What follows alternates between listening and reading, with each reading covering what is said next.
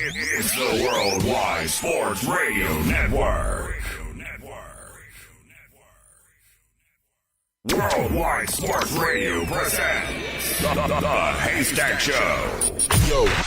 With Mike Guido. And here we go on a Wednesday. It's the Haystack and the Worldwide Sports Radio Network, iHeartRadio, TuneIn Radio, WorldwideSportsRadio.com. Mike Guido, Evan Mazza, Matt Catarizola. Good to have you in here on a Wednesday. We're in the dark. Yeah, I can't even see you guys right now. Yeah, it's a little weird. I'm not going to lie. We're in the dark, which actually, I'm going to be honest with you. So normally we have lights right over our head, and it's actually kind of keeping me a little cool, the fact that there's no light. Right now, I'm actually feeling this right now. Well, Evan's not in the dark. Evan is not in the dark. Evan's got like a spotlight almost. Evan has like a soft glisten right over him. Yeah, angelic freak. Angelic Evan. I like it. All right, so plenty of stuff to go over today. Every Wednesday we do Is He Worth It at the end of the show. Barrington Grant, U.S. Sports Pages, joins us at 12:30. So I saw something on another radio show yesterday where it was Joe Burrow versus other NFL quarterbacks. And I thought that the host that was doing the segment was butchering it, and I couldn't believe who he was taking over Joe Burrow, and it was over the next 10 years. So I'm going to redo it, and I'm going to do it correctly. So that's coming up in a little bit as well. But first, I do want to get into this because this seems to be a hot topic right now. I saw a question posed, and they said, if Joe Burrow and Trevor Lawrence were coming out of the same draft, if they were both draft eligible this year, they would clearly be 1 and 2. But who, if you were the Cincinnati Bengals, who would you take?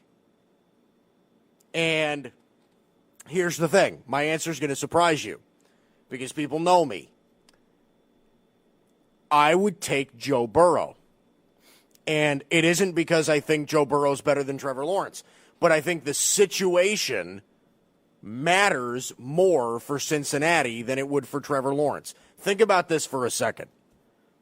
Joe Burrow, if you are a Cincinnati Bengals fan, you're watching the national championship thinking, you'd be going into the national championship thinking, all right, well, we're going to take one of these two guys. Let's watch it, right? You watching Joe Burrow, and he's absolutely decimating defenses. Okay, he's had the best statistical season in college football history. I think he probably is going to go down as one of the best college quarterbacks to ever live. I mean, Joe Burrow is literally making himself out to be a legend at LSU and having a legendary season. Trevor Lawrence got his butt kicked in that game, quite frankly. Now, again, put him side by side. I think Trevor Lawrence is the more attractive prospect. I think he has more traits that I like. I mean, he's faster. He's more athletic. I think his arm is stronger. There are a lot of things about Trevor Lawrence that I like. He's a little bit bigger. Trevor Lawrence is the best quarterback prospect that we've seen in a long time. But Joe Burrow, coming off the season that he's having, he does have great traits. He's going to be the number 1 overall pick. I mean, it isn't like you're going to be reaching for Joe Burrow at all. Joe Burrow's the hometown guy. He's from the Ohio area. He's having a great season. Had a great season. Completed 76% of his throws. Right, he played for one of the best college football teams in history. I mean, and he really is responsible. Okay, if you think about it, like there have been a lot of great teams that have great NFL players, but until they get quarterback, coach, until they get all that right, it doesn't really matter. All the talent kind of goes to waste. They're not all the way there. Joe Burrow put LSU at a different level. And the way that I see this, again, is if you're Cincinnati, where do the optics lie? Do the optics fall under, all right, well, Trevor Lawrence might be the better pro prospect, but we kind of know what we're getting with Joe. We do know what we're getting here. Okay, he is from around here, so he would be embraced here just like anybody else would, or more than anybody else would. And don't you think that it would be easier to sell to my fan base if we say, yeah, we're going to take the LSU quarterback that dominated top 20 defenses throughout the entire season, played in the SEC, the last number of games he's dropped over 40 in pretty much every game. We're going to take that guy instead of the guy that played in the ACC, went undefeated, struggled early in the year, and then got his butt kicked in the national championship. You got to take your pick there.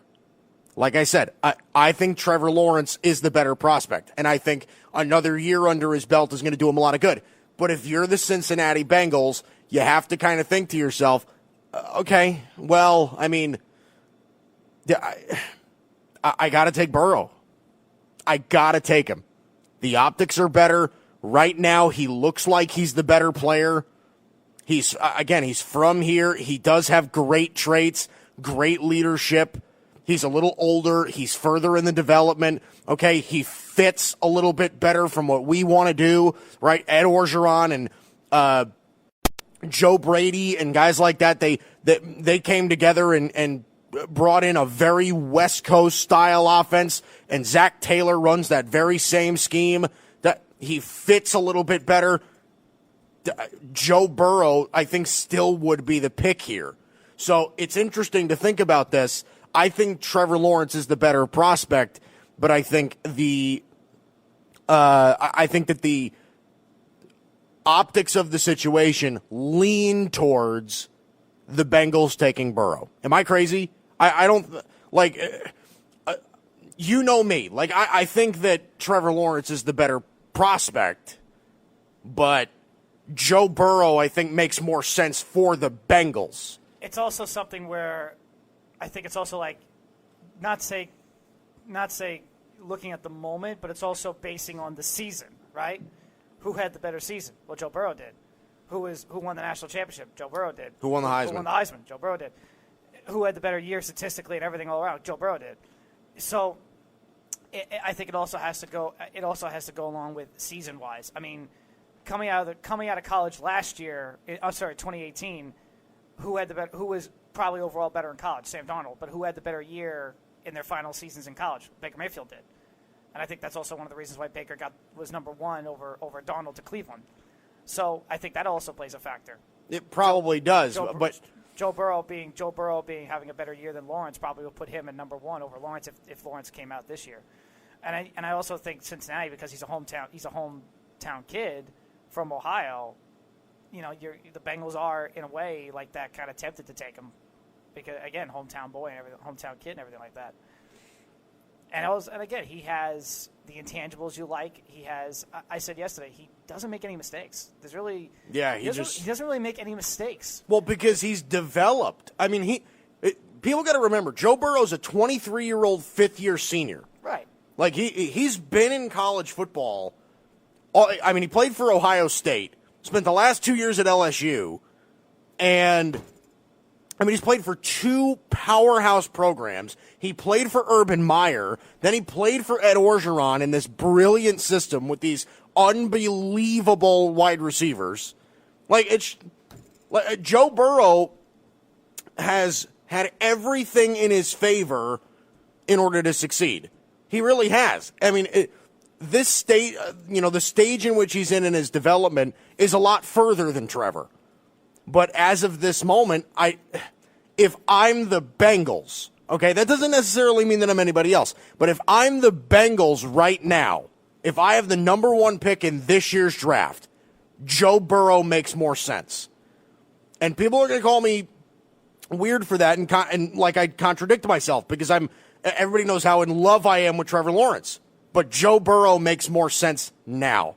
Well, that's that, and then again, that whole points back to what Burrow did this year. No one saw what Joe Burrow did coming this year. Nobody did. Coming into the season, it was Justin Fields, Trevor Lawrence, Justin Fields. Oh yeah.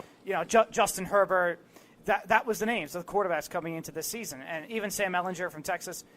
Those are all the names. All of a sudden, here comes LSU with this kid, Joe Burrow. It's like, whoa, Burrow, whoa, who are you?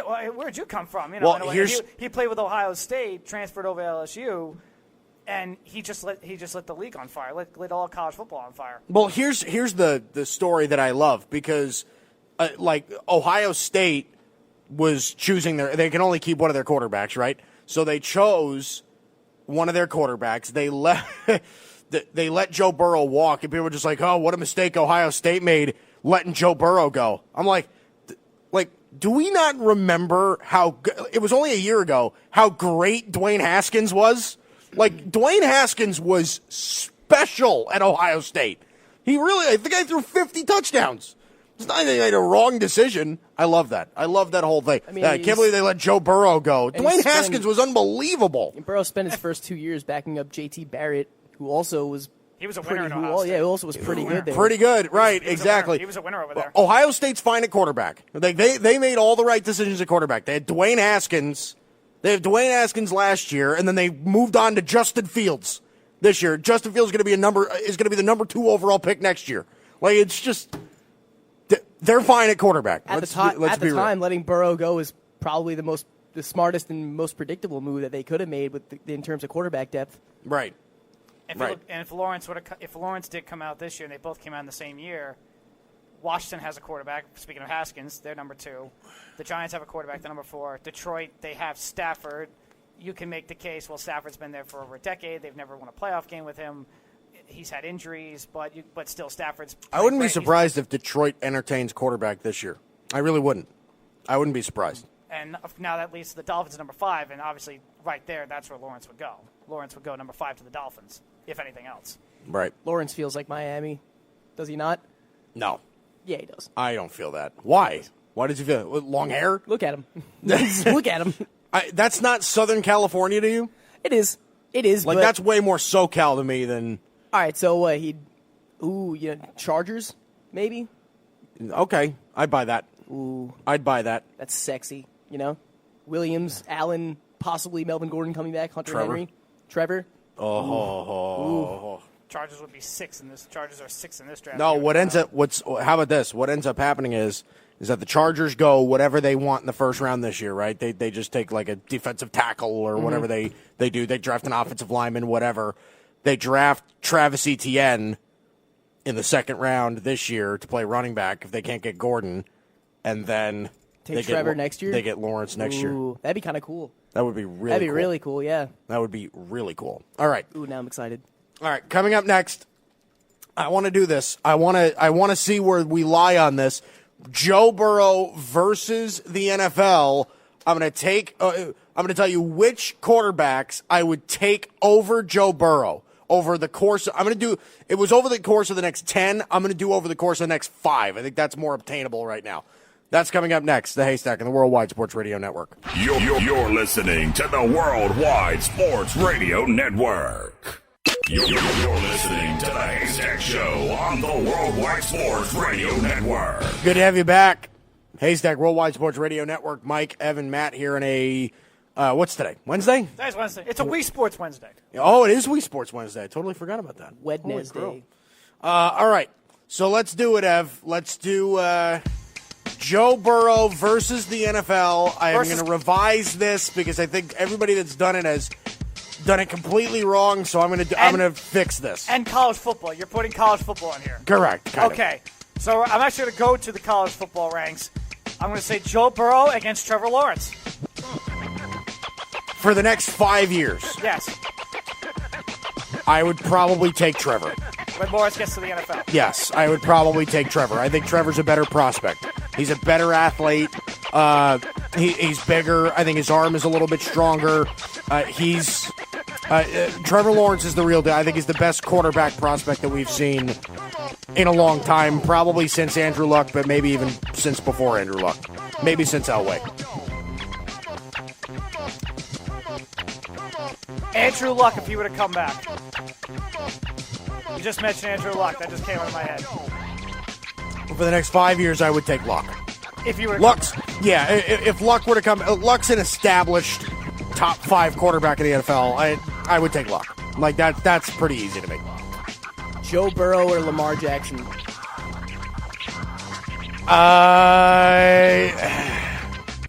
For the next 5 years, I would probably take Lamar, but I would take Lamar by the skin of his teeth, because I think for the next 5 years he's going to be more unique. He's going to be more special.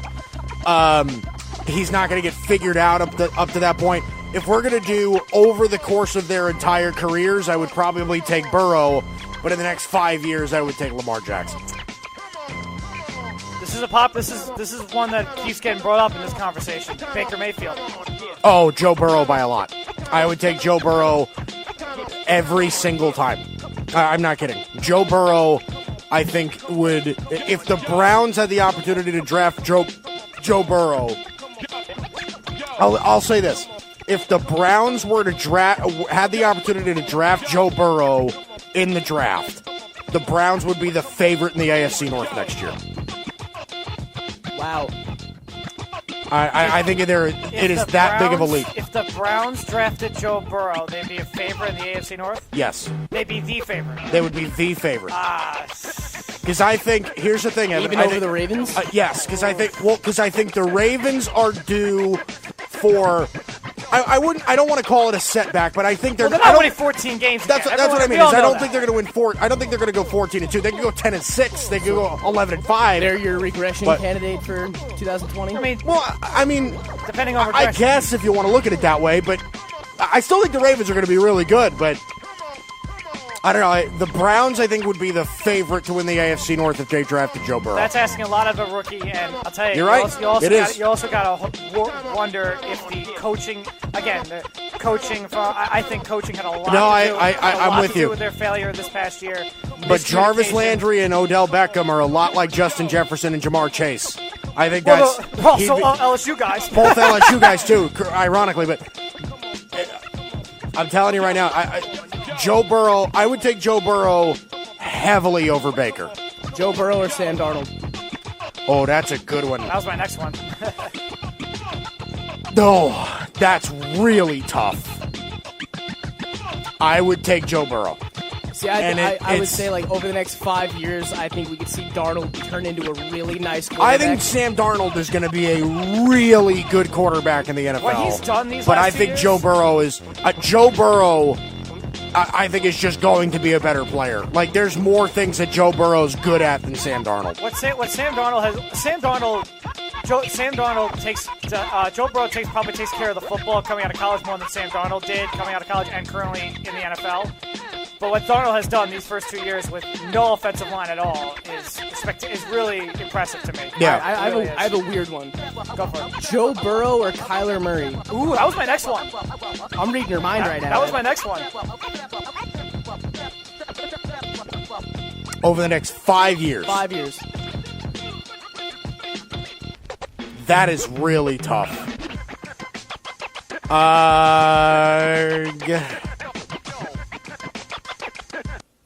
I would take Kyler Murray. Wow. And I would take him really, again, he's kind of like Lamar. You'd barely take Murray. Kyler Murray, I think, depending on what is built around him in Arizona next year, I think Kyler Murray's got a chance to have a Lamar-like season next year, too. Like, I think Kyler Murray is more throw than run. Lamar Jackson's a little bit more run than throw. But Kyler has a better arm. Kyler's got a little bit of a better arm. He's more developed as a thrower. But I think Kyler could take a big leap next year. So I would take Kyler Murray. Matt, cover your ears. Next guy. They're coming after Jones. And a touchdown will end it to Kaden Smith. Danny. Most bittersweet moment of my entire sports fan career. You won, but you lost Chase Young. Daniel Jones threw that touchdown pass, ensuring that Chase Young is going to be burying him into the turf for the next 10 years.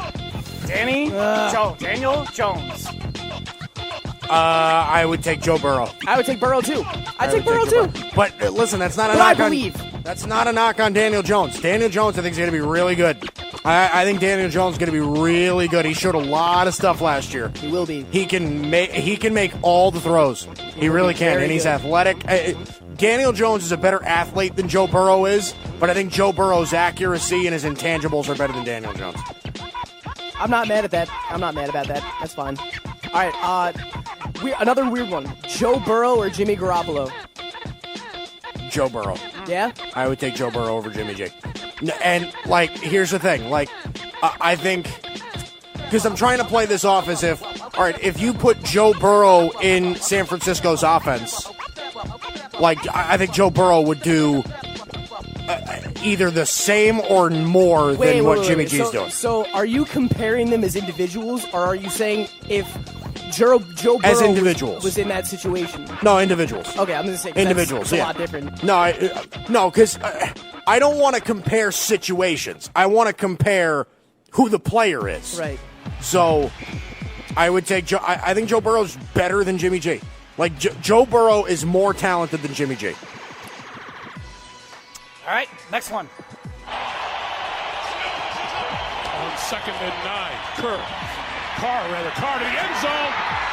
Seth Roberts with the catch Derek for the touchdown. Carr. I would take Burrow over Carr. They're actually kind of alike a little bit. They actually play like each other a little bit. Derek Carr's accurate. Yeah, he's got good pocket awareness. I think Joe Burrow is just...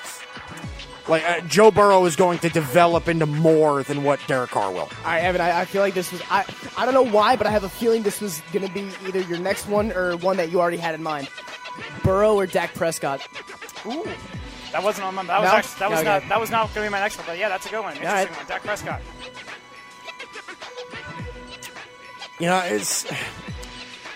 It's tough, but I would take Burrow. I would take Burrow over Dak. And I like Dak, I really do. But I think Burrow's a special talent. Dak is not. I think Burrow is going to have success in the NFL without top-grade talent. Dak has yet to prove that he can win without it. So I would take Burrow over Dak. Next guy. Right there, Merciless gets him at the 6-yard line. And now Watson from his end zone, and he wants it all. Ooh. And what an effort by Will Sean Fuller. Watson. That's a really tough one. That's a really good one. That's a really tough one. God, because I think Joe Burrow is going to be so good, but... I still think I'd go with Watson. I'm going to take Watson. I would probably take Deshaun Watson. I'm going to take Watson. I would take Deshaun Watson. Because, like I said, I don't think Deshaun Watson's a special talent either. But he's already proven himself to be a top 7-8 quarterback in the entire NFL. And I think he's only going to get better. He's great late in games. I would take Watson. Close, but I would take Watson. Joe Burrow or Carson Wentz? That's a really good one. Because Wentz is that supreme talent. Yeah, you gotta consider the injuries. Right. Wentz. You have to. That's right. That's my deal. That's really the only reason why I'm even debating this. Because of the injuries. Because of Wentz's injury history. It's certainly interesting to look at. I would take Wentz. It's close, but I would take Carson Wentz. That's a tough one. Wentz is more talented than Burrow is. He just is. I think Burrow is special as a player, but Carson Wentz is supremely talented. You brought up Wentz, onto this guy. And now Goff with time can find open guy. I was thinking about this one too. Goff. He's going to run it straight in. Jared Goff. So Jared Goff. It'd be Jared Goff. There was a point where I thought Goff was better than Wentz. I'm not sure I believe that anymore. But right now, I would take Goff. I would take Goff over Burrow right now. Look, Goff's gone to a Super Bowl. I can't, Jared Goff. Here's the thing. When Jared Goff's offensive line gives him even a little bit of protection, Jared Goff's really good. He's really good. Okay, when But he had listen, in 2018 when they went to the Super Bowl, like everything really was going Clicking. right for that. Everything was clicking. Their wide receiving core was the best in the league. Gurley was still Gurley at that time. The offensive line was really The good. offensive line was healthy. You know, everyone was still, you know, McVay was still coach of the year. He still is, but Defense was stronger. McVay was really showing what he was working with. Right. The defense still had all those pieces. They still had Peters. They still had Sue. it's tough, but It is a lot of things on that team contributed to why they made it to the Super Bowl. I'm not saying Goff didn't, but a lot of reasons contributed to why they made that Super Bowl run. Yeah. Other than Goff. I would take Jared Goff. All right. Let's go back to the college ranks. This guy. 25. Play fake. Fields to throw it with time. Ohio State's Justin Fields. Jeremy Ruck. That beat just had me like. That was great. My That ears bass, were like, Yeah, I know. That bass like got me a little bit excited. that was sick. Burrow or Justin Fields? I would take Burrow. I like Burrow a little bit more, but Fields is going to be really good too. But I'd take Burrow.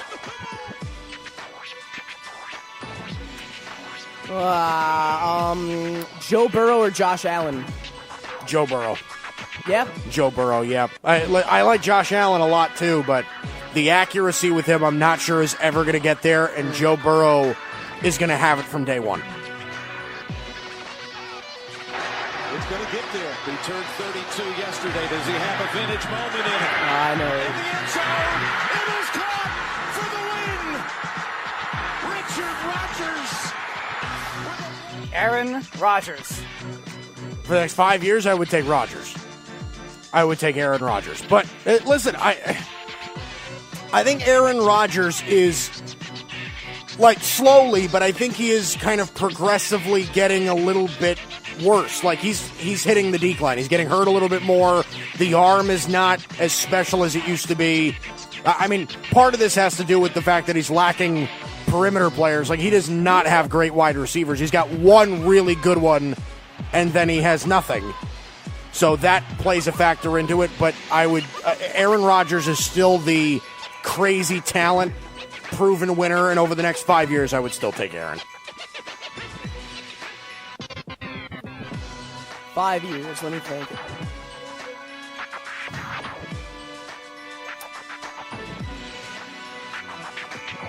Okay, here, let's do this. It's Joe Burrow or Tua? Joe Burrow. Yeah. Yeah, because Is that like the Wentz thing? You're looking at the injuries? part of it's injuries, but I also think Burrow's better than Tua. Like, I think Burrow's more accurate than Tua. I don't think that Tua's that much better of an athlete. Tua is not crazy athletic. You know, one thing that gives Tua an advantage is that he's a good decision maker and he's left-handed. But I would take Burrow over Tua. I would. I think Burrow has those intangibles that I have yet to see from Tua. Joe Burrow versus Cousins throws, passes, caught for the win. Kirk Cousins. I would take Burrow. And I like Cousins, but I would take Burrow. Burrow or Jameis Winston? Burrow. Oh, yeah, Burrow by a lot. Jameis Winston puts up a lot of... He's the best worst quarterback I've ever seen. Joe Burrow's going to put up 30 touchdowns and throw 4 picks. And throw 10 interceptions. Jameis Winston's going to throw 30 touchdowns and throw 30 picks. Same division. Matt Ryan. Matty Ice. This one's really hard because Matt Ryan, I feel like people don't understand how good Matt Ryan really is. Like, Matt Ryan is very good over the next 5 years. Matt Ryan's 34. I would. God, that's really hard. All right, I would probably take Matt Ryan. Okay. I mean, that's really tough, That's not but crazy. That's not crazy. I'd probably take Matt Ryan. Because again, they probably are gonna in the next 5 years, they're probably gonna have the same amount of good years, right? Joe Burrow, I think, is going to have 3 to 4 good years in those 5 years, and so is Matt Ryan, except Matt Ryan's going to get those good years early. Joe Burrow's going to get those good years late. I would probably take Matt Ryan earlier. We haven't brought him up yet. Here we go. Seahawks have converted 4 straight. He's my next one. Wilson, Lockett, touchdown, Seattle. Literally my next one. Russell Wilson. This one's easy. I would take Russell Wilson. I take Russell Wilson's only 31. And to be honest, Russell Wilson, I think, is the best quarterback in the NFL. I wouldn't. Yeah, that one's easy to me. That one's easy. Okay. Joe Burrow.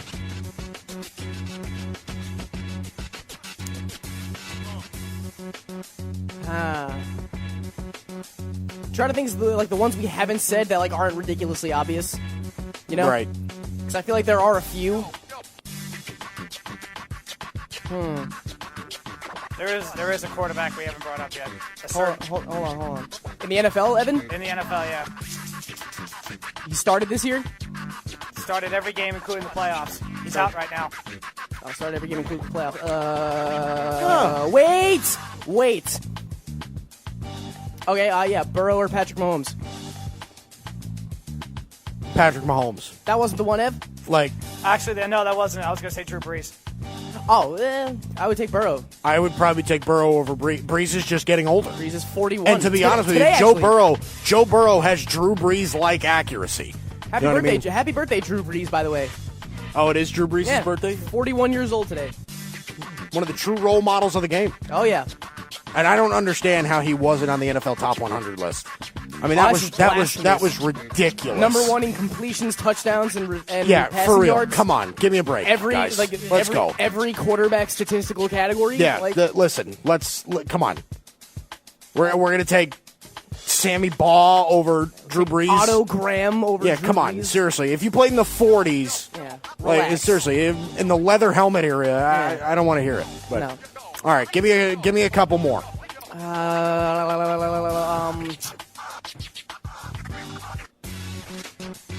I'm hoping to get a really controversial one. They're like that. We've said all the good. Okay. Joe Burrow or Ben Roethlisberger? I would take Joe Burrow. Okay. I would take Joe Burrow over Ben, especially after the arm injury with Ben. I would take Joe Burrow. Ben is 37, so okay, I would take Burrow also. Looking for Johnson. He's got a good shot. Touchdown. Maurice Flores is in the backfield. Matthew Stafford. I would take Burrow. I would take Burrow over Stafford. Listen, I really like Matthew Stafford, but I think he's one of the most overrated quarterbacks in NFL history. I do. I like Joe Burrow. I'm sorry. Matthew Stafford, I'm not sure was ever in the top 12 ever in his career. Matt Stafford doesn't do it for me at all. Talented, and he's a good player, but I don't know. Matt Stafford is a lot closer to, he's a lot closer to Kirk Cousins than he is to Aaron Rodgers, and he might not be as good as Kirk Cousins.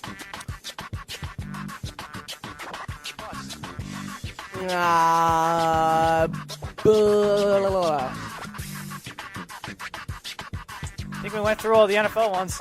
Next 5 years, Burrow or Justin Herbert? There you go. That's a good one. Speed, it's funky.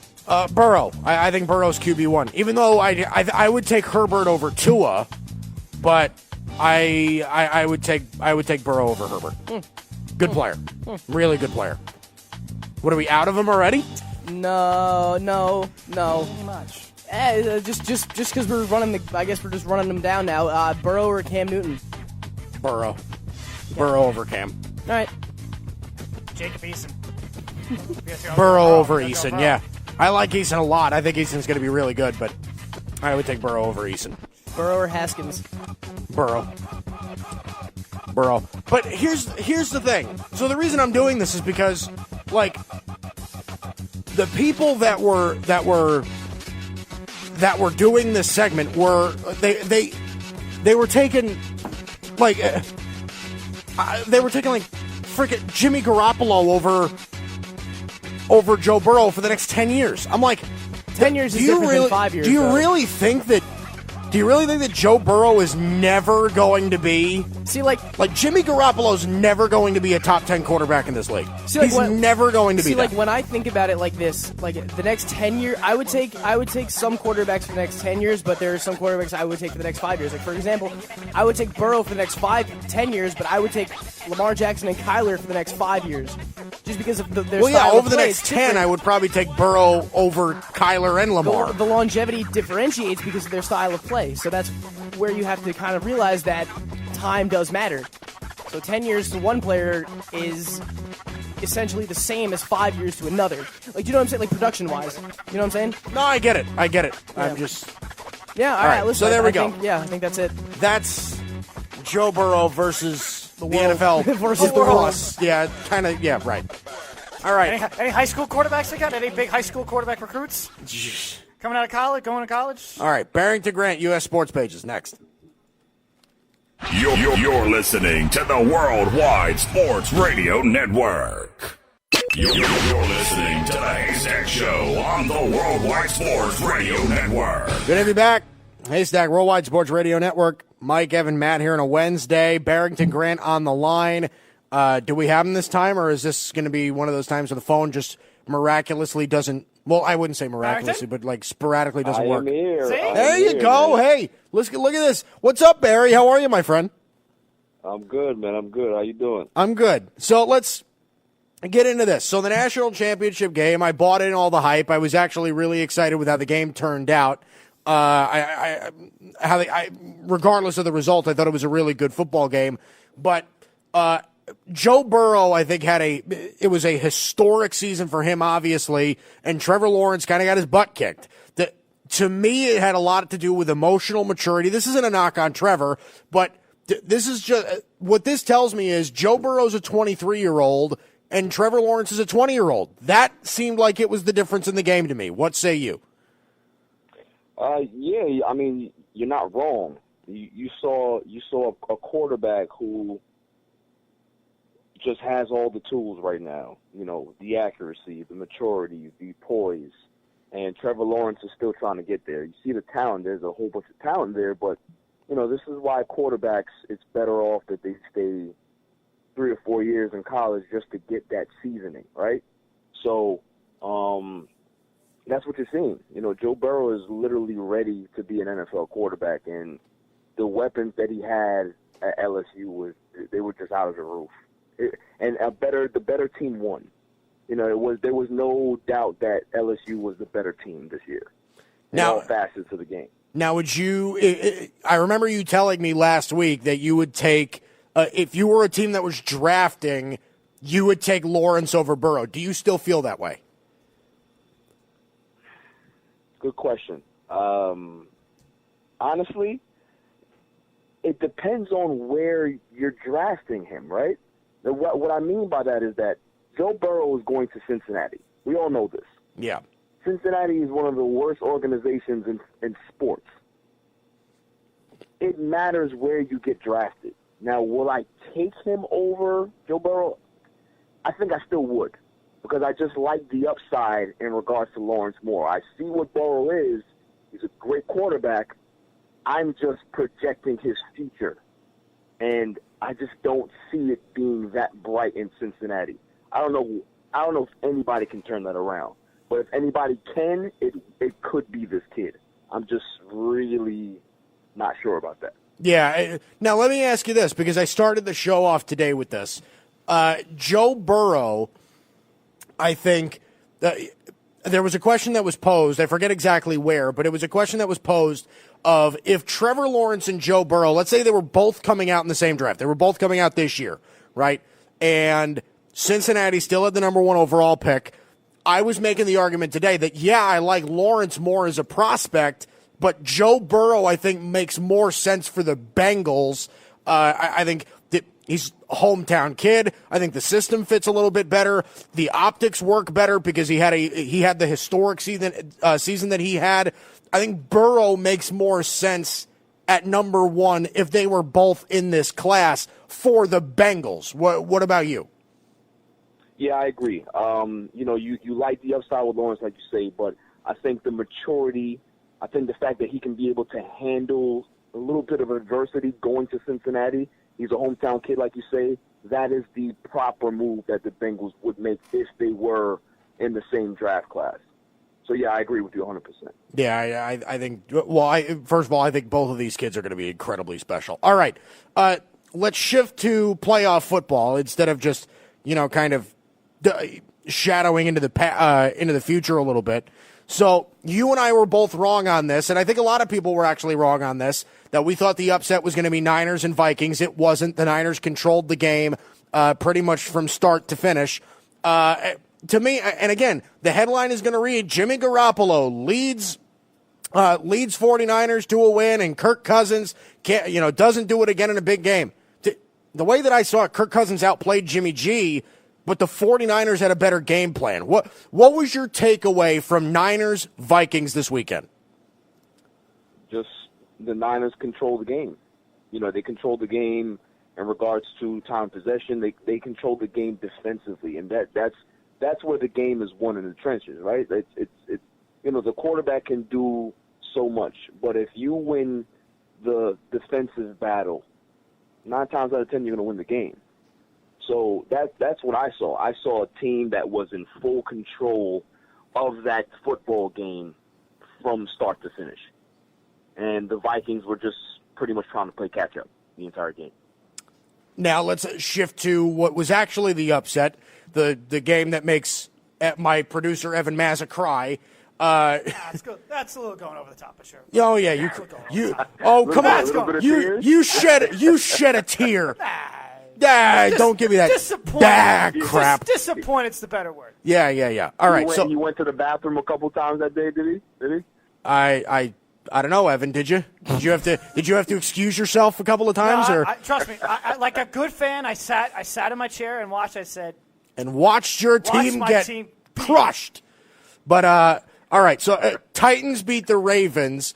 This is kind of like a two-parter, Barry, because. First of all, I want to ask you, what was the takeaway here? What were the Titans doing that was slow, that was working against the Ravens? And then the second thing is that the Tennessee Titans have a lot of Washington Nationals in them. That this is a very big underdog. Nobody believes in them. They're playing with a different fire, a different motivation. The Tennessee feels really good right now. Where do you think their outlook is? The one word that I have for Tennessee is just wow. Derrick Henry is phenomenal. He is a running back that you are really scared of if you're lining up against him. Mm-hmm. And every team has to realize now that you need to do everything you can to stop him. And it may not even be enough, but you have to try. Right. Tennessee's defense impressed me more than anything else. I think their defense is their calling card. Mike Vrabel is a hell of a coach, and they literally are the mirror image of him playing, right? Remember, Mike Vrabel as this no-nonsense, tough linebacker. It's the same thing with this team. That's what they did with Baltimore. They just said, listen, Lamar, you're going to throw this ball, and we're going to see how good you are. Right. But you're not going to beat us on the ground. That's not happening. So they took away the strength. If you look at his numbers overall, yeah, he rushed for 150 yards. Yeah, he threw for over 300 yards, but he threw the ball 50 times.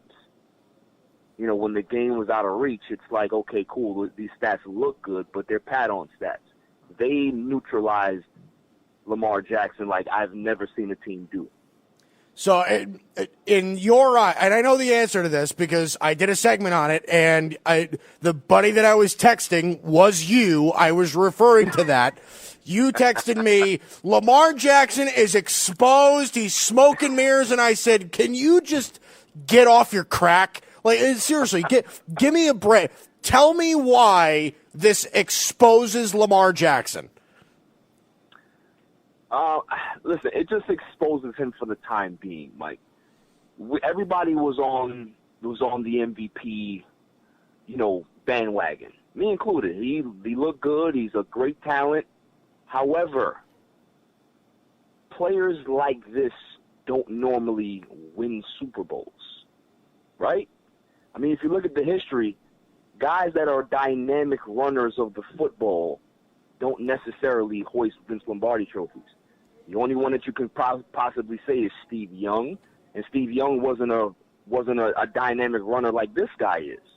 So I need to see the evolution of his game in the next couple years.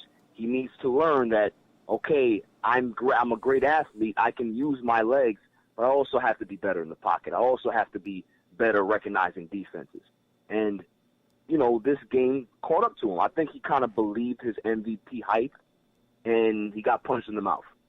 So that happens to a lot of athletes. So let's see how he comes back. We saw I want to bring this up to you, Barrington, because I do think it's interesting to bring up. After he threw the first interception, he tackles, I think it was Byard, out of bounds, and then he kind of starts chirping at some of the Titan defensive players, and then later on in the game he did it again.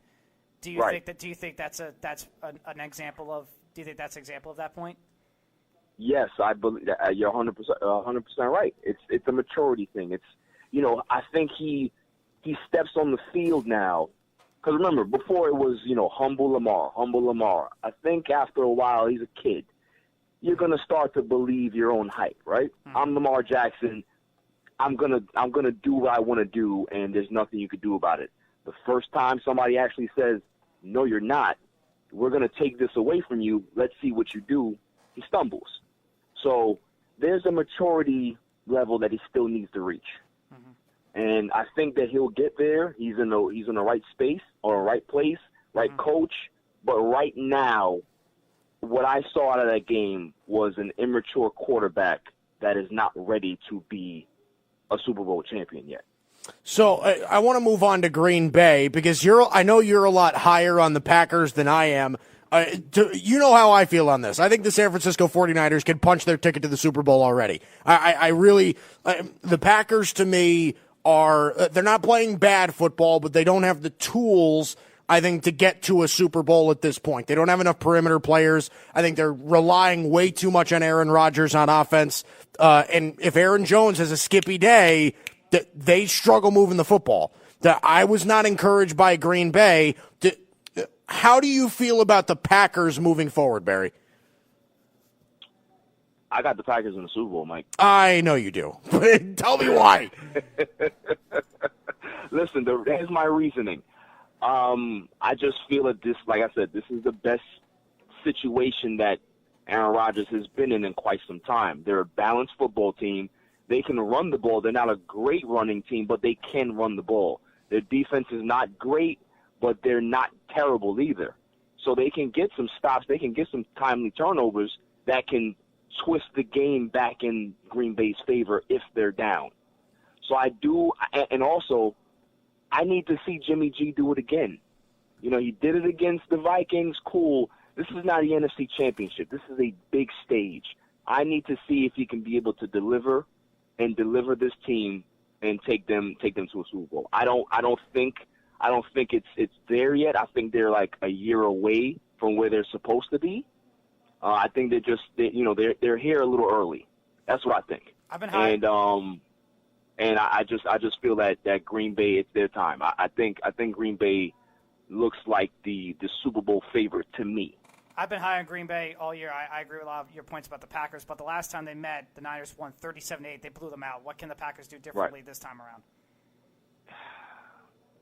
That line has to they have to protect better, obviously.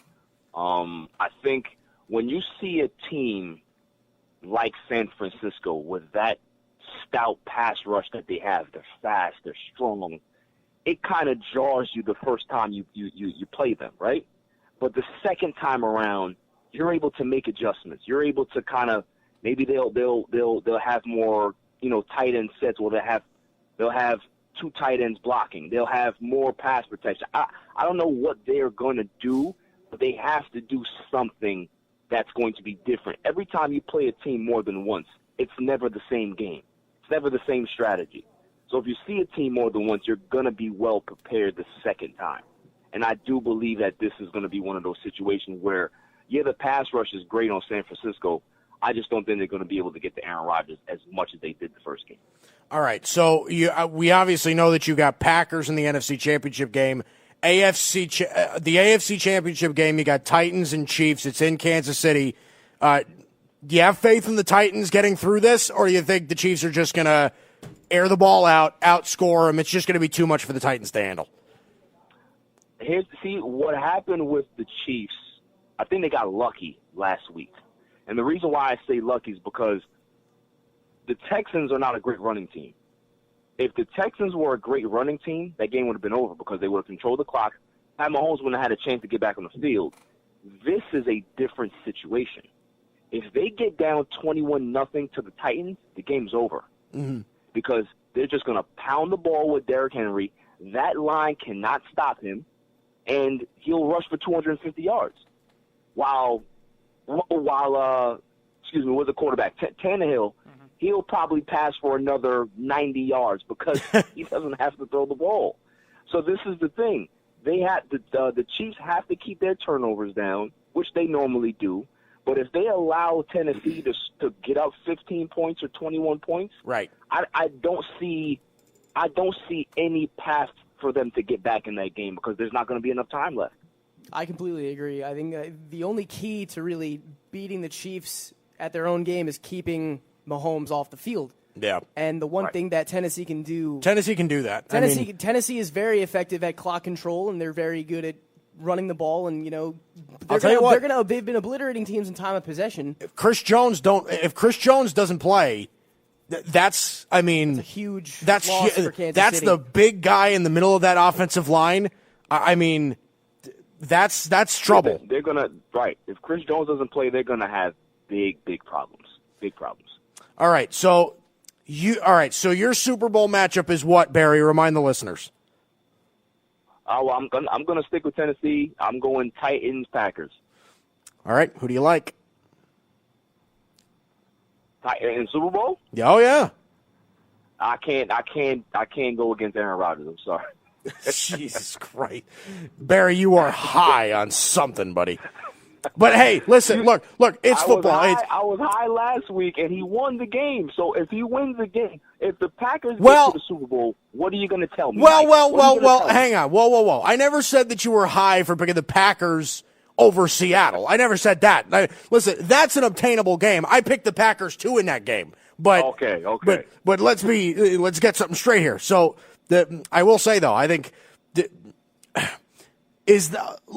regardless of the picks, Barry, because I think that I do this every single year, right? Last year I did it as well, where I rank the possible Super Bowl matchups based on entertainment value, based on stories, based on, everything like that, right? So last year I think we got robbed of the best possible matchup, which I think was going to be Patriots and Saints. We would have gotten Breeze versus Brady. But this year, I got to be honest with you. I think the Super Bowl matchup that you have is the worst case scenario based on entertainment value. There's no story there, So absolutely, I 100% agree with you. It's going to be a boring Super Bowl, but I'm just looking at it from an analyst standpoint. Now, entertainment value. I want Packers Chiefs. That's what I want. So you want Packers shit because you want Rodgers Mahomes. You want the new super talented guy versus the older super talented guy. Absolutely. That is the biggest story that you can have for a Super Bowl week right there. See, I'd want the passing of the torch. Ideally, Niners Chiefs just sounds so attractive. Mahomes against that defense and that front seven would just be something to marvel at. If the Titans do indeed get to the Super Bowl, the big story is Ryan Tannehill. Because he's the Cinderella underdog story that no one saw coming. Leaves Miami, has this great second half of the Titans. If Tennessee gets the Super Bowl, that is definitely the big story is Tannehill. Oh, Evan, I agree with you. That is a huge. I think that's a great story. That's a actual movie script type of story. This quarterback that nobody wanted, he steers the ship in Tennessee that nobody thought could be here, and they win the Super Bowl. Like that's in Miami. In Miami. In Miami, where he played. Not even phenomenal. Not even just Tannehill as an individual, though. The entire Titans team has started 2-4. Oh yeah. Well, listen, I look. If the Titans made it to the Super Bowl, that's a great story. Yeah. That is an unbelievable story. I really do believe that. All right, Barry. I think I've had enough of you. So, all right, Barry. Thanks for taking the time, bud. I'm going to keep trolling you, man. I'm going to keep trolling you this weekend. Yeah, I know. I'm going to hear it all week. I'm going to hear it all weekend. Say I swear to God, if the Packers win this weekend, it is going to be a nightmare for me the following week. Oh my God, he'll be like, "What were you saying about Niners? What?" Barry, just tell him one thing. Just tell Mike one thing. He knows deep down inside he wishes the Cowboys were playing this week. I'm telling you, man, that's it. Hey, listen, Barry's a Cowboy fan like me. I'm with him though, Evan. I'm a sufferer too. So of course I wish they were here. But I'll take Aaron Rodgers. Give me Aaron Rodgers. He makes me feel a little better. All right. Thanks, Barry. Appreciate it, buddy. All right, man. I'll talk to you. All right. Barrington Grant, U.S. Sports Pages, the most well-rounded conversation in sports media. All right, finally, I'm going to make you do your job. Okay. Let's go to the news on a Wii Sports Wednesday with Matt Catarazola. Sorry, buddy. Music just gives me a warm feeling, Yeah. All right, so a little bit of shocking news came yesterday. One of the most dominant defensive players we've seen in the last decade in football called it a career yesterday. Panthers linebacker Luke Kuechly announced his retirement at the age of 28 yesterday. That blows my mind. In just 8 seasons in the NFL. So, Evan and I were having an interesting conversation off the air before the before the show started. Evan, I'm going to read off Kuechly's career stats. Do you have Patrick Willis's? Yes, I got Patrick Willis. Okay, so Luke Kuechly, in just 8 seasons in the NFL, had 1,092 tackles, 18 interceptions, 7 Pro Bowls, 7 All-Pros, 5 of which were first team, 2012 Defensive Rookie of the Year, 2015 Defensive Player of the Year. Jesus. Yeah, Willis is 950 tackles. Kuechly has the edge over him there. He has more sacks. Willis has more sacks, 20 and a half. Willis has 8 interceptions. Kuechly has 16, I think? 18 interceptions. Willis leads him in forced fumbles with 16. They both have 2 defensive touchdowns. Both the same amount of Pro Bowls with 7. Both the same amount of all first-team All-Pros with 5. They both play the same amount of years, 8 years. Big differences. Willis never won Defensive Player of the Year. Kuechly did. They both won Defensive Rookie of the Year. Of course, Kuechly's also a 2-time leader in tackles. Patrick Willis. I want to double check on that, but How long did Willis play in the league? 9 years? Same years as Kuechly. 8 years. He played 8 years. Wow. I never would have thought to put their careers up against each other. But you kind of could. Yeah. No, you can. You really could. You absolutely can. That really was the last thing that was going through my mind. I was not thinking about that. Patrick Willis played from 2007 to 2014, and Kuechly, I believe, was drafted in 2012 and retired in 2019. So about 7 seasons. 7 seasons each. Wow. So you never really... Is Luke Kuechly a Hall of Famer? No. Really? He's not. I would say that he is. I would vote for now, Kuechly as a Hall of Famer. listen. I'm much more inclined to know about the baseball parameters of the Hall of Fame. The baseline of how you get into the Hall of Fame for Major League Baseball is you need to be great for 10 years, right? That's the baseline. For the NFL, I have no idea. Longevity is severely diminished in football, though, especially for... it kind of reverts back to the conversation that we were having before the season. Is Andrew Luck a Hall of Famer? And I don't think he is. Andrew Luck is... Now, listen, because I'm saying Kuechly isn't a Hall of Famer, I don't think Patrick Willis is a Hall of Famer either. But you could make the argument. You absolutely can. Here's my issue with that, is that Luke Kuechly ended his career at 28 years old. You know, like I have such a hard time putting him in the Hall of Fame after, even though he didn't even make it to 30. Okay, let me ask you this. Is Gronk a Hall of Famer? How long did Gronk play? Gronk was drafted in 2010. Okay, and he didn't play till 30 either. So he played for how long? He played until, when did he retire? Well, how many years did he play? Rob played from 2010 to 2018. But I mean, So that's what, 9 seasons? Okay, but he missed. What did he missed 2000? Okay, so all right, so that's actually a pretty good point. That sheds some light on things. Okay, but he played 7 games in 2013. He played 8 games in 2016.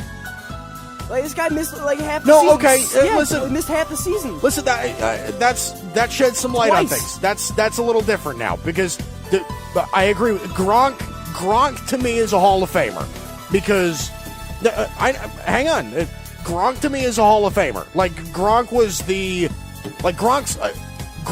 is the best tight end I've ever seen in my life. Like I saw the later part of Tony Gonzalez's career, but Gronk was the most dominant offensive weapon in football for 6 straight years. You know, so listen, if Gronk's a Hall of Famer, then yeah, I guess you can make the argument that Luke Kuechly is also. I'm just saying, if you want to talk about dominance on the field, it's really been him and Bobby Wagner, and we were talking. We said guys like Mosley too for the last 6-7 years. Yeah. In terms of middle linebackers, there is no one that even sniffs. No. Bobby Wagner and Kuechly. Bobby Wagner's probably going to be pretty happy now. He's the sole best middle linebacker of all. Absolutely. I would have probably taken Kuechly over Wagner. Yeah. Back to back. But listen, Luke Kuechly. I don't know. I would have. Because you made the Gronk argument, then yeah, I'd probably put him in the Hall of Fame. I probably would, which is crazy to me how short you have to play in order to get in. Now, again, I still probably wouldn't put in Andrew Luck because Andrew Luck missed too much time. But, I mean, Luke Kuechly to me he's great. There's no question about that. If Luke Kuechly, I would have been. If Luke Kuechly had played 2 more seasons, like literally 2 more seasons, I would have said punch the ticket and don't even wait to give him the gold jacket. Round it out at 10. Yeah. Round it out at 10. Play till you're 30. Put him in. I'm 100% in on that. But Patrick Willis also Kuechly led the NFL in tackles twice. Plus, Patrick Willis also played for one of the best defenses I've ever seen. Like that San Francisco 49ers. Patrick Willis played at a time where there was like Ray Lewis, Urlacher. There were a lot of other guys. I mean, even as Navarro Bowman was almost as good as Patrick Willis on his own team. That defense was sick. Alden Smith, Justin Smith. Willis led the league in tackles twice. I mean, their secondary couldn't stop anybody. Their number 1 corner was Carlos Rogers at that point. It was not great, but I don't know. It was all right. I'll give you that. If that's the case with those guys, I would say yes. Give me. I would put Kuechly in the Hall of Fame. Yes. Willis led the league in tackles twice in his first 3 years. So that's again, Kuechly had 2 times. That's 2 times in his right. career. Yeah, but Willis never won Defensive Player of the Year. That's something. Which is again really, really interesting that he never won Defensive Player of the Year. I would have thought during his tenure he would have, but he never did. I'd like to go through the list of years that Patrick Willis was active in the NFL and who won. Let's go through it. Who won Defensive Player of the Year those years? So here, NFL Defensive Player of the Year. Let's bring it up. Okay.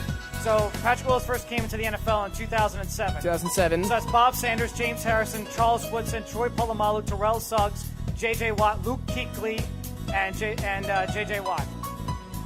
That's so from 07 to 14. That's your Defensive Player of the Years. Bob Sanders. Wow. Last year, of course, is last 2 years have been Aaron Donald. Seriously. Last 2 years have been Aaron Donald. 2016, Khalil Mack.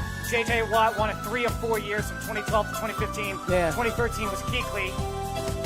So, yeah, 2007, Bob Sanders, James Harrison, who had a historic year in 08. I remember that. Charles Woodson was great. Troy Polamalu had a great year in 2010. Troy Polamalu in 2010, man. Suggs was unstoppable in that 2011 year. Oh, yeah. So, All right, what's next? All right, so you brought up baseball earlier, and it's just fitting to bring this up now. So, one day after Alex Cora's name was mentioned 11 times in the commissioner's report on the Houston Astros sign-stealing scandal from when Cora was the bench coach in 2017, the Boston Red Sox and Alex Cora have mutually parted ways. This is this is just shaking up baseball. Major League Baseball is... This is the biggest scandal in baseball in 100 years. Seriously, since the Black Sox thing... Almost exactly 100 years. This is bigger than Pete Rose. This is a bigger scandal than Pete Rose's gambling thing. Pete Rose was doing it legally. He just bet on his own team. You just can't do that if you're an athlete. He was doing it legally. Well, right. Well, Pete Rose was managing at the time in which he was gambling for it. Right. Right. And that's what got Pete Rose banned for life. But I mean, this is I swear, you're right. This is absolutely shaking up the entire landscape of it. AJ Hinch gets fired. Alex Cora gets fired. I mean, this is just insane. It's nuts. 2017 and 2018 World Series champion managers both fired in less than 2 days. That's crazy. That's nuts. Hinch and Luhnow have been suspended by the league, but have since been fired by Astros owner Jim Crane. And now the big question is, what's going to happen to Carlos Beltran, if anything? The thing is that Beltran was a player at the time. Right, and Manfred has said that there's no way to punish the players because there's no way you can determine who benefited from it, who was involved, who wasn't. Right. So it falls on the field back. Because after this happened, after the whole Apple Watch thing in 2017, Manfred said it will come down on the on-field managers. And that was Apple Watch was what, Yankees, Red Sox, Dodgers? Yes, that was in 2017 with the Red Sox. So here's the thing about this. I think that when it comes to I was gonna say something. I had something like right there and I just lost it for some reason. Oh my God. I'm going to lose it. Somebody talk. Evan, you're a Mets fan. What do you think's going to happen? Here's the thing with the Mets. Okay. Oh, okay. So the Mets didn't know Beltran did this thing with Beltran before when they interviewed him, and they had no idea what Beltran after he was hired. So with Beltran, this is up to the Mets. The Mets' decision is this. Beltran's going to talk on January 25th at the Met Fan Fest. So when he talks, that's his opportunity. So after he talks in the press conference on January 25th, let's see how he handles the media. Let's see how he handles the questions being asked to him, and let's see how it goes. I'm very interested to see what the Mets' final decision is. Again, if the Red Sox let go of Alex Cora, so maybe we're only 20-something days away from spring training starting up. So here's the thing. So the Mets either do this: you either fire Carlos Beltran and you move on and try to get a different manager, or you keep Carlos Beltran around because you say, hey, you listen, Beltran is currently not going to be disciplined for this, but he's not going to be disciplined for this. But the thing is, if you keep Beltran, there will be people who are saying, well, you're keeping around a cheater. You keep around a guy who's involved in this stuff. So here's the thing. I saw something on Twitter earlier this morning that said that, the Mets got caught in this crossfire because they hired Carlos Beltran and everything like that. The only way the Mets should fire Carlos Beltran is if the Mets asked Beltran about the scandal and he lied to them about it. If he lied, sure. Like if that is the only way that they should fire Beltran. Okay. If he wasn't asked about it or he was asked about it and he told the truth and they hired him anyway, then the Mets shouldn't do anything. I mean that's pretty clear cut to me. All right, this is a tweet from Andy Martino earlier this morning. It says, regarding the video of Cora talking about Beltran helping the Yankees in 2019, MLB sources reaffirm that they are not investigating the Yankees. video could easily be talking pitch tipping or legal sign stealing, but New York has adamantly denied CB helped them do anything illegal. The league corroborates. So the Yankees are safe from any type of wrongdoing. The incident was with Beltran. He was a special advisor to Cashman just a year or so ago. So, again, to me, I mean, it might just be possible that Major League Baseball has already ruled out the Yankees. Maybe they have. Maybe they've that might be they've already investigated the Yankees and they can't come up with anything, so they're not going to investigate them. I said yesterday they need to go in a deep dive to every team in baseball. This whole thing, I think, is going to go deeper to every team in baseball. Right. Everyone's, I think everyone is possibly doing this. And right. It is about if they're caught, and if they're caught, they got to suffer the same, because you've already laid the foundation, the groundwork with the Astros. You got to give them the same punishment you just gave the Astros. Right, exactly. All right, that's the news. Big J journalist Matt Catarizzolo here on a Wednesday. I keep getting the day confused, and I keep getting my foot caught in this. It's a Wii I keep getting my foot caught in this wire. Just listen to the music, man. Music will always give you the answer. Evan, who do we have on the phone? We have Lenny on the line. He wants to talk Astros and baseball. Lenny, how you doing, buddy? Doing pretty good. The Beltran thing is very interesting because he did get, he did get investigated. But here's what he said: at the beginning, when the Mets interviewed him, he said everything he did was legal, pre-game study, in-game observation. But then when he got immunity from the investigators, he told them a different story. Okay. Somebody, and they lied on their application or interview. There's no way you could hire them. So that's actually really interesting. That's actually really interesting. So like I said, if Beltran lied to them about it, then I think the Mets should probably fire him. That's a problem. Because then you're having a liar, a guy who lied straight to you during the interview process, and he's going to have to. But once he got immunity from Major League Baseball, that they weren't going to punish players, that's when he told the Mets, "Yeah, I was involved." That's right. The only way the Mets can save face is if they come out and if they say that Carlos Beltran told us the truth originally because he eventually knew that it would come out when investigated. But that's the only way the Mets can save face. Right. I don't think anybody is behind. And the reason why, if I may take 1 second, because people I don't think understand, I've been stealing signs since Little League. And it's part of the game to steal the sign. Right. But when the home team can put cameras in certain places. I think we lost him. Did we lose him? Lenny? Lenny, do we still have you? It doesn't sound like it. Oh man. All right. So, but I understand the point he was trying to make.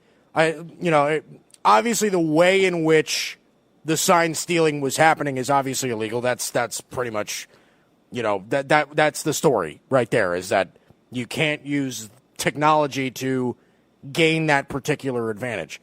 But I think the point he brought up is really interesting. If Carlos Beltran ended up lying to the Mets. And then once he got immunity from Major League Baseball, that's when he told the truth. The Mets might have to entertain, listen, Carlos, we love you, but we can't do this. This is going to get really interesting for the Mets now, because now the Mets. But this is going to be really late. It's going to be really. They fired their manager. But the Red Sox. Now I know this is different because the Red Sox knew that Alex Cora was getting suspended. And the Red Sox actually cheated. The Mets, as far as we know, didn't cheat at anything. As far as we know, because again, this thing goes all the way. To me, there's a potential possibility that every team in baseball is doing this, maybe the Mets have done it, and quite frankly, maybe they're just not that good at it, or they just haven't been caught. Well, my thing is that there was the clear common denominator between the Astros and the Red Sox in this whole scandal, right? Cora Beltran. Alex Cora, right? Alex Cora was the bench coach for the Astros when they got caught, the manager of the Red Sox when they got caught. Okay, right? and let's not forget that he was the bench coach of the Astros when they won the World Series, and he was the manager of the Red Sox when they won the World Series. Right, exactly. So this is directly resulting in success on the field. Right. So it's not like they're doing it and they're winning 80 games. Right. But then no one really cares. Well, Alex Cora is this is champion. These are championships. Right. Well, Alex Cora is clearly the similarity here. But the Mets haven't. For what we know, and I agree with you, Evan, there is a suspicion that maybe every team is doing this, or multiple teams are doing this. Maybe not all of them, but most of them are. Yeah, but is it that big a deal if the Orioles are doing it also? Well, I mean, you have to be fair. It isn't a big deal, but the Orioles should still face a pretty hefty. Just laid the foundation. I don't care if they won the World Series. You laid the foundation now. Right, this is exactly. the punishment. I don't care. I said it yesterday. If the Orioles did it, fire the manager. Yeah, fire right. the GM. Lay down the law. The Orioles need draft picks. They need draft picks in the worst way. They cheated. You're cheating. Take away draft picks. Oh, I'm with you, Evan. I'm totally with you on this. I don't care if it's the Orioles or the Rays or the Yankees or the Red Sox or the Mets or the Braves or the Marlins. But here's the thing: my point is that Carlos Beltran might have been involved in this with the Astros, but the Mets just hired him. Like the Mets literally, the Mets were not. Yes. There is a possibility that, other than the, maybe sneaky suspicion that the Mets were cheating also, the only other possible way is if, there is none. It is, they literally just hired Carlos Beltran. From what we know, the Mets weren't cheating on anything, right? The Mets so if that's the case, they find themselves in this situation and maybe unnecessarily would fire Carlos Beltran, which is my thing, is that A.J. Hinch and Alex Cora parted ways with their respective teams late because they were cheating. And they were going to get If suspended. the Mets fired Carlos Beltran because he was involved, but the Mets as an organization didn't cheat, that puts them in a particularly bad spot because they're in a position that they're in, and they don't necessarily have to be in that spot. No, that's why it's going to come down to this whole situation with the Mets. Now the eyes turn to the Mets now. Now the Red Sox are out with Alex Cora. Now the Astros are out with A.J. Hinch. And the Astros ended up firing A.J. Hinch after he got suspended. The Red Sox and Astros both knew that Cora and Hinch were going to get suspended. Yeah. They both knew. The Mets know Beltran ain't getting suspended. They know that. He's not, as far as we know, he's not going to get suspended. So the Mets have a choice. You either keep Beltran and say, hey, you know what? This is none of our business. Beltran will talk to the media. He'll talk to the media on January 25th, 26th, and we'll just get to baseball, right? And we'll try to move forward. Or they make the decision to say, you know what? This will look bad for organization. Right. This will make us look bad if we keep him around. It will just bring nothing but chaos. If we win, say the Mets do win, now this is where we go back to the winning formula. Right. If they do win, say 95 games, are they worried? Are the Mets worried of people saying, well, they did this because of Beltran's there, so they must be doing something? Not right, exactly. So they have a really tough. This is something the Mets. Again, I can't really blame them because this whole thing came out right after they fired Beltran, right after they hired Beltran. So they have a very tough decision to make. To me, the answer is they got 29 days left, 20-some odd days left until spring training begins. Right. To me, the answer is very simple for the Mets. If Beltran lied to you, you have to fire him. Okay. To me, the answer is very simple. Sure. Because you can't lay the foundation of a lack of trust, and you can't let the optics go bad of Beltran lied to us. We know about it. We decided to keep him anyway. We can't. I mean, the Mets can't lay down that precedent. They can't. So it's all up to the Mets. It's up to the Mets as an organization. See, Manfred handed down the suspensions to Hinch and Lunau, but the owner of the Astros, Crane, fired them both. The Red Sox fired Cora. These are team decisions. So if you're right, if the Mets know something and if Beltran lied or tried to hide something, then you need to get rid of him. You need to set a foundation and a standard of rules in order to preserve the integrity of the sport. All right. Coming up next, Giants are interviewing somebody today. I'll tell you who that is. It's next. Haystack Worldwide Sports Radio Network.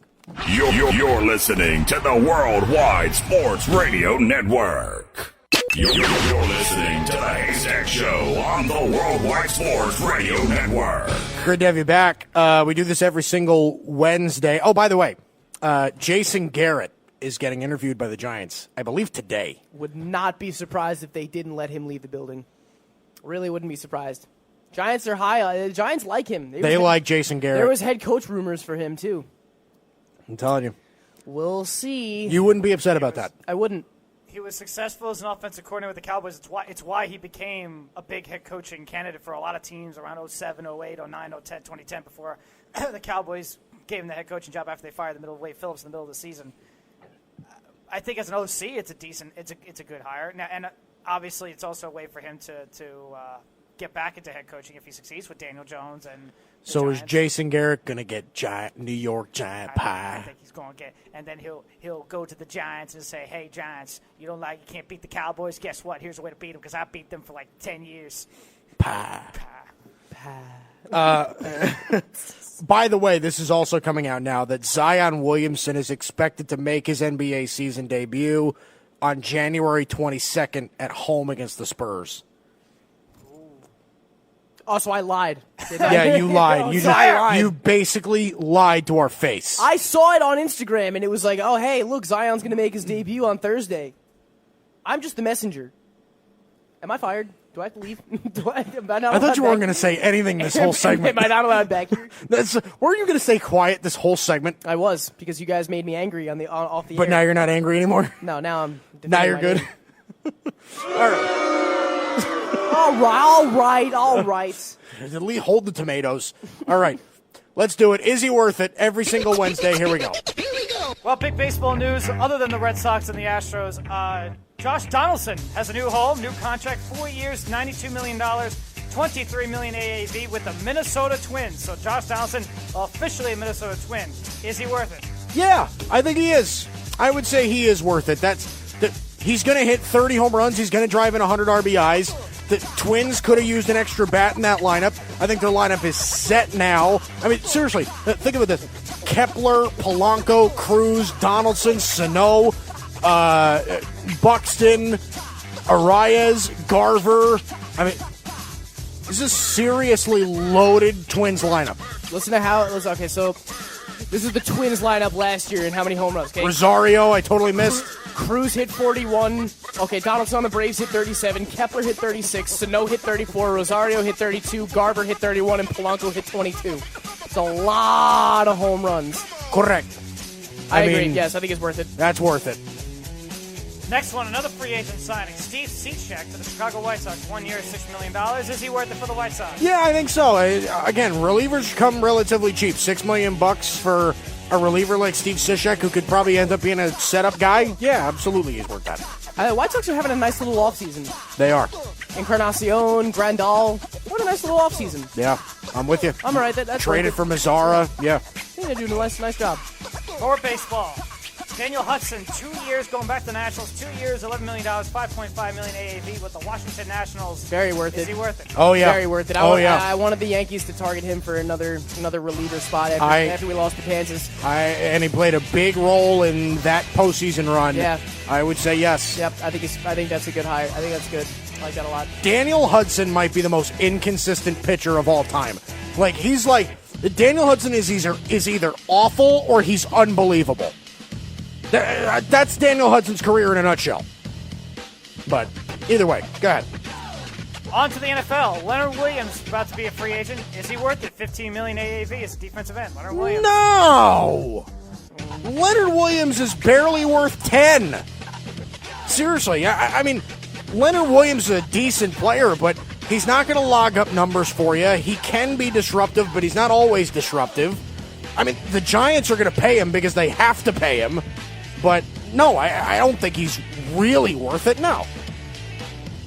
Another one in baseball. Todd Frazier. Oh, you're going to say that? No, it's fine. I agree.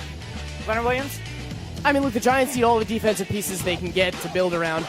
I wouldn't break the bank for Leonard Williams, even though we do have $70 million in cap next season. He's a nice piece to have, not for $15 million. Right. Baseball, Todd Frazier signed a 1 year, $5 million contract with the Texas Rangers after the Rangers weren't able to get Josh Donaldson. So for the Texas Rangers, is the Todd father worth it? Yeah, I'd say so. Yeah, I mean, cheap contract, veteran player. I really liked him brings as leadership to the locker room. I really liked him as a Yankee.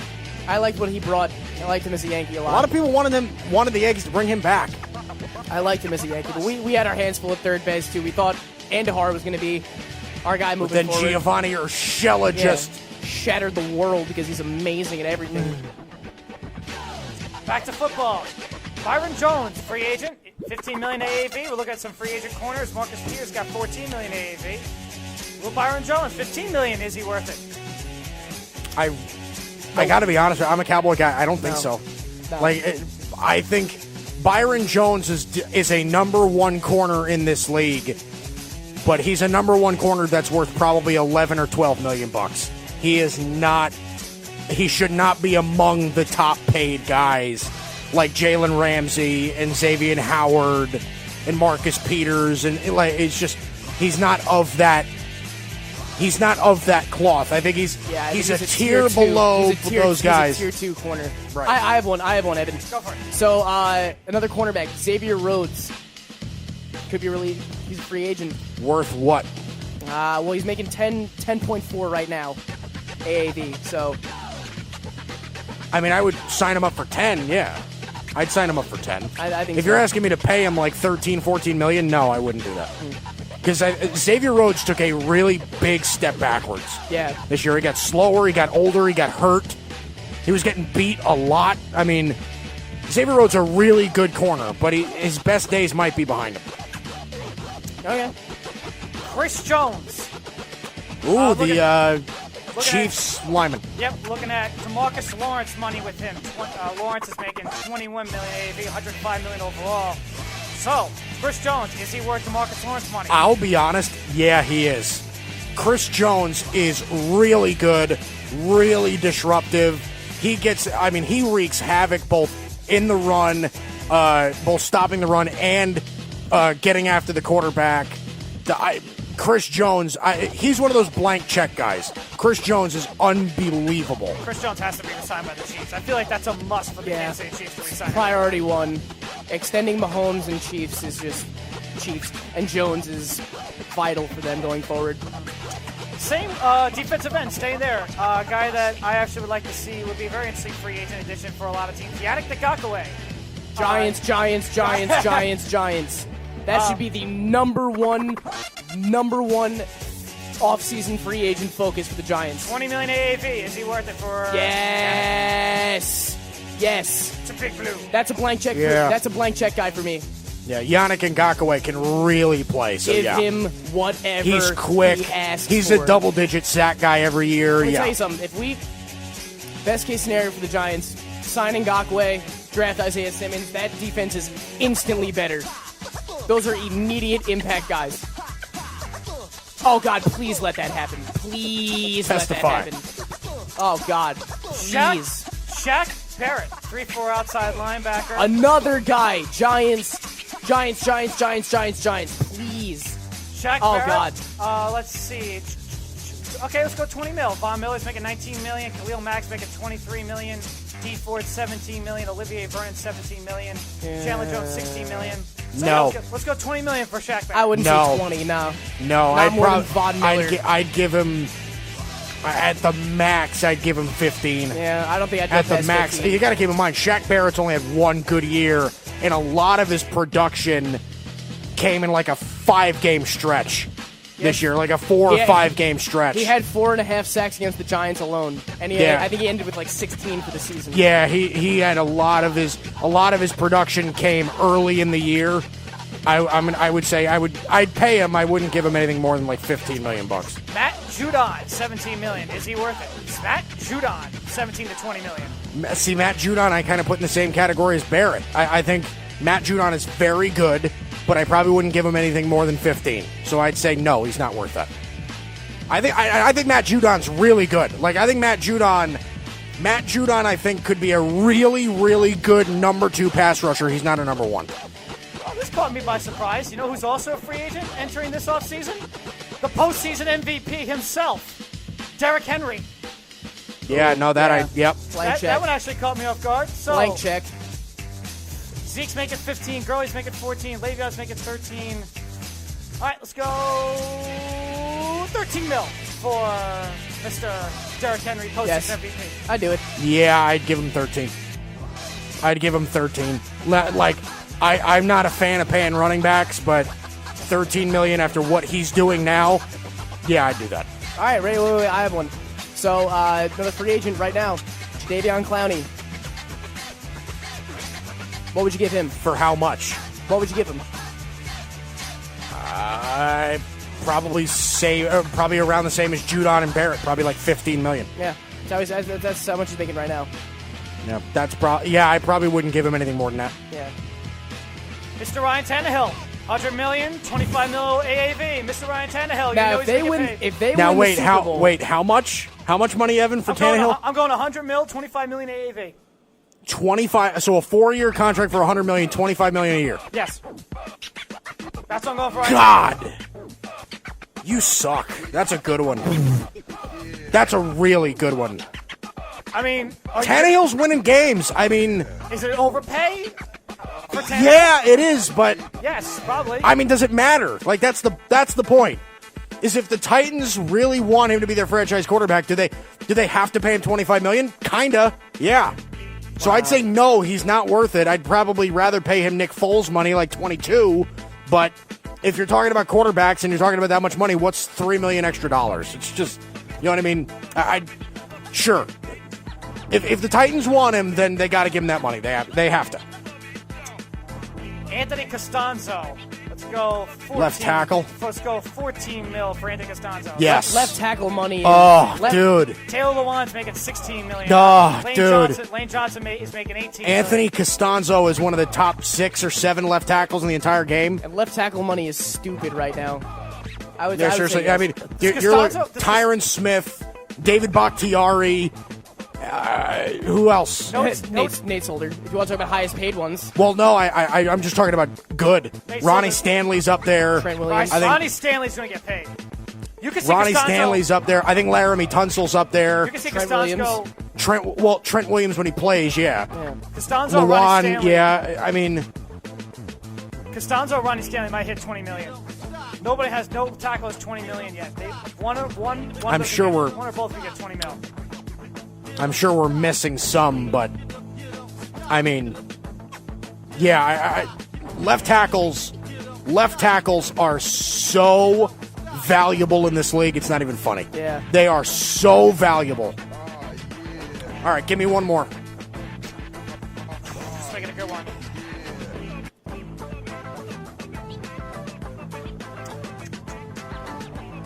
Okay. Kyle Van Noy, 4-3 defensive end for the New England Patriots. Kyle Van Noy, let's go to him. Let's go with Kyle Van Noy. Trey Flowers has made $18 million when he signed with the Lions, so let's go $18 million for Kyle Van Noy. God, I don't know. I don't think so. I don't think I'd pay Kyle Van Noy that much money. Good player, really good player, but $18 million is a lot of money. I would not give him that, no. All right, so there we go. That's Is He Worth It? We do it every single Wednesday. Ooh, another left tackle we forgot, Teron Armstead. Go ahead. Ooh, good one. For how much money, Matt? Oh, no, I'm just saying, like you said, like we're definitely forgetting left tackles. Oh, so, yeah, no, Teron Armstead's up there also, yeah, absolutely. Teron Armstead. A younger Jason Peters, yeah. But 16, I mean, yeah, you pay Teron Armstead. You give him Teron Armstead 16, $18 million a year. You give him that. Yep. all right, so there we go. That's Is He Worth It? Every single Wednesday. All right. Matt Caterizolo, Big J, journalist, Evan Mazza, my producer. I'm Mike Guido. This is the Haystack and the Worldwide Sports Radio Network. We'll be back tomorrow. We'll see you. You're listening to the Worldwide Sports Radio Network.